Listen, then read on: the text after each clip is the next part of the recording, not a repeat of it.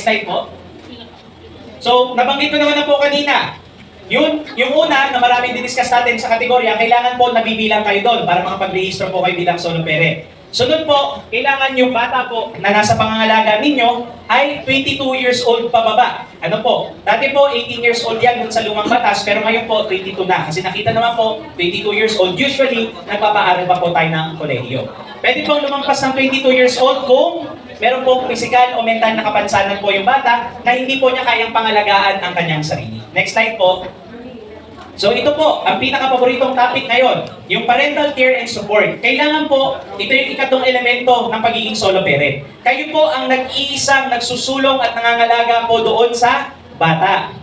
Ibig sabihin po, kayo lang po yung nagbubuhay sa kanya, nagpapaaral sa kanya. Attorney, ang tanong ko po, minsan naman po yung asawa ko, o yung dati kong asawa, yung dati kong nobya, nag-aabot naman, pag birthday, nagbibigay. Minsan sa isang taon, 3 beses magbibigay. Makakount na po ba yun para hindi po ako ma-register bilang solo parent? Alinsunod po sa implementing rules and regulations ng solo parent law, hindi naman daw po. Kailangan, ang sabi po ng batas, consistent na nagbibigay. Ano po? So ano pa yung sabihin consistent? Naghiwalay po kayo o dumaan po kayo sa korte. Inutos po ng korte, o ikaw bilang tatay, magbibigay ka ng buwan ng sustento. Pag nagbibigay ng buwan ng sustento, baka doon, di ka na makapag-register bilang solo parent. Pero kung magbibigay, kung kailan lang trip, kung kailan lang may pera, hindi po pwede. So kayo po ay magre-register pa rin bilang solo parent. Pero ito po ang paghihigpit na ginawa ng ating DSWD. Ang sabi po nila, kailangan wala rin po kayong karelasyon. Ibig sabihin po, single lang po talaga kayo, literal na solo. Bawal po yung may ka-live-in. Ano po? Atty, paano po ting gabi lang dumadating yung kasama? Bawal din po. Tinanong ko po yung DSWD, bakit po gano'ng kahigpit? Kasi daw po yung emotional na suporta ang nadoon. Tsaka yung mga ka-MU nyo, ano nga po yung MU? Mutual understanding. Mag-un. O minsan malabong usapan. Ano po? Kasi po, maaaring magbigay sila sa inyo ng emotional, financial support. Ano po? At sabi po ng batas, regardless po kung kunyari ay traditional pong relasyon. Ano po yung sinasabi ng traditional na relasyon? Lalaki at babae. Pag kayo po ay solo parent, tas may karelasyon po kayo, member po kayo ng LGBTQIA+ community, babae sa babae, lalaki sa lalaki. Pag may karelasyon po kayong ganyan, hindi na rin po kayo makakapag-register bilang solo parent. Kasi ang sabi po ng batas, sole parental care, nag-iisang pangangalaga ng magulang at suporta sa bata. Ano po? So ngayon po, punta po tayo sa mga benepisyo. Bibilisan ko na lang po. O, wag ko na i-discuss to, no? Hindi nyo naman gusto malaman yung benepisyo nyo. Basta alam nyo lang may ayuda, okay na? Gusto nyo pa po? Sige po ha. Papaliwanag ko po para hindi nyo kami inaaway pag hindi kayo kasama. May qualification po kasi. Una po, yung comprehensive package of social protection services. Yan po yung mga programa na dinidisenyo po ng ating DSWD, ng ating munisipyo, para po sa mga solo parent na pinaka-nangangailangan. Hindi naman po lahat ng solo parent pantay-pantay. Merong merong na yaman sa buhay, merong kulang sa buhay. So yan po ay special lalo po dun sa mga solo parent na nasa laylayan.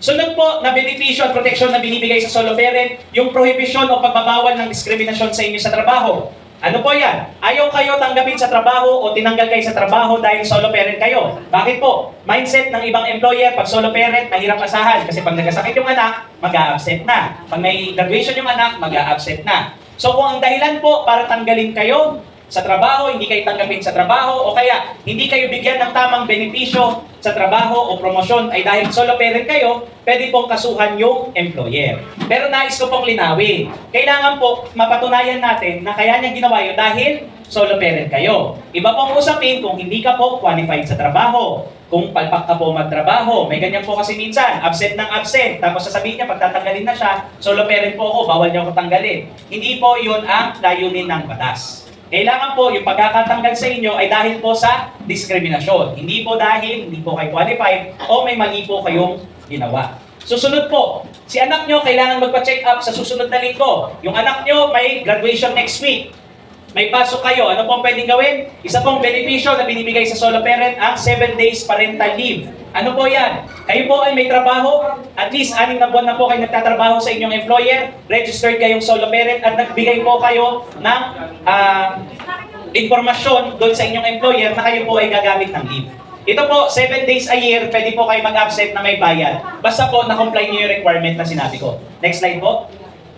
Na kayo po ay 6 na buwan na nagtatrabaho, meron na po kayo, registered na kayo, may solo parent ID na kayo, at kailangan po magbibigay po kayo ng maagang abiso sa inyong employer. Huwag pong gagawin, tatawag ka, boss, absent po ako ngayon, solo parent leave. Kailangan po magbigay po ng nararapat na abiso sa ating employer. Next po. Next po. So ngayon po, educational benefits. Makinig po tayo. Bilang mga solo parent po, pag kayo ay registered, may ID po kayo, yung anak nyo po ay magiging priority sa mga scholarship ng ating pamahalaan. Ano po? Kung may scholarship ang CHED, may scholarship ang DepEd, may scholarship ang TESTA. Ang sabi pa po ng batas, isa po sa mga anak ninyo, kung kayo po ay registered solo parent, meron pong pagkakataon na mabigyan ng full scholarship. So, importante po magre-rehistro. Hindi po pwedeng lalapit lang po sa munisipyo pag may bibigay ng ayuda. Kailangan po registered na po kayo agad. So, sabi po dito, priority po ang inyong mga anak. Pangalawa, pati po kayo bilang solo parent, priority din po kung gusto nyo pang mag-aral.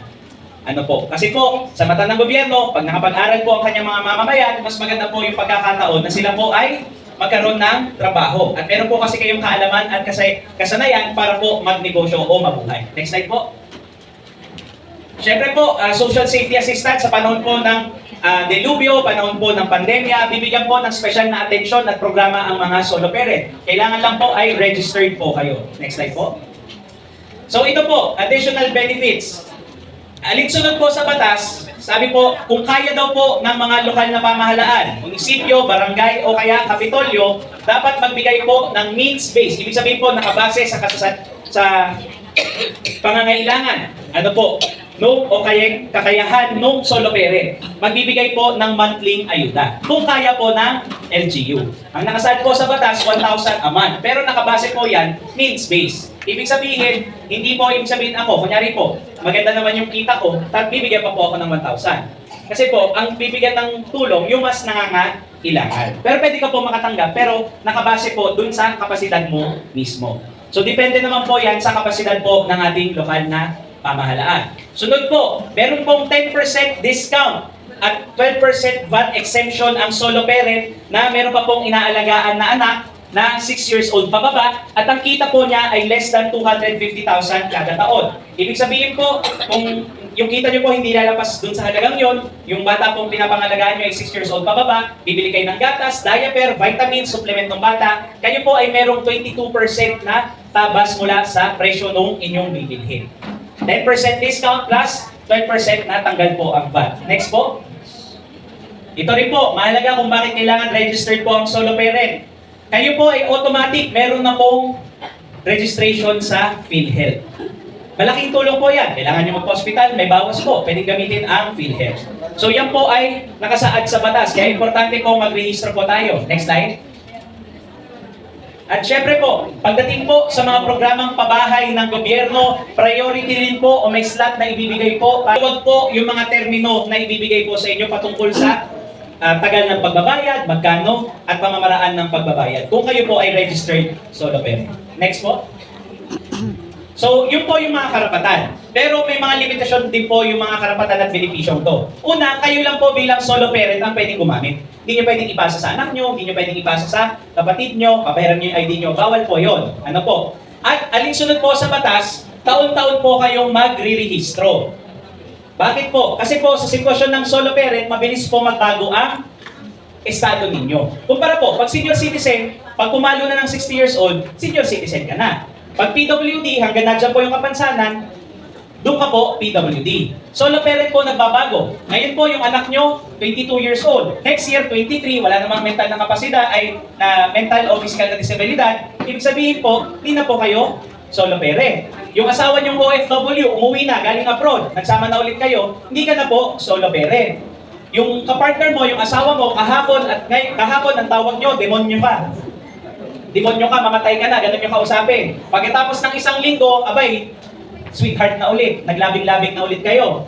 Ay di tapos na po agad yung pagiging solo parent nyo. Ngayong araw, solo parent ka, nag-register ka. Pag namalengke ka sa Sabado, may naka-eye to eye ka, love at first sight, naging kayo, tapos na agad yung pagiging solo parent ninyo. Ganun po kabilis. At hindi po kailangan itago nyo sa amin. Kasi pag na-report po sa amin, tatanggalin po agad kayo sa listahan. Attorney, paano po kung hindi po kinikilala o inaapakan po ang mga karapatan namin bilang sorpere? Yan po ay paparusahan. Yung mga lalabag po sa inyong mga karapatan, ayaw kilalanin yung diskwento, dinidiskrimina kayo, may multa po yung pagkakakulong at may parusa po yung pagkakakulong at multa.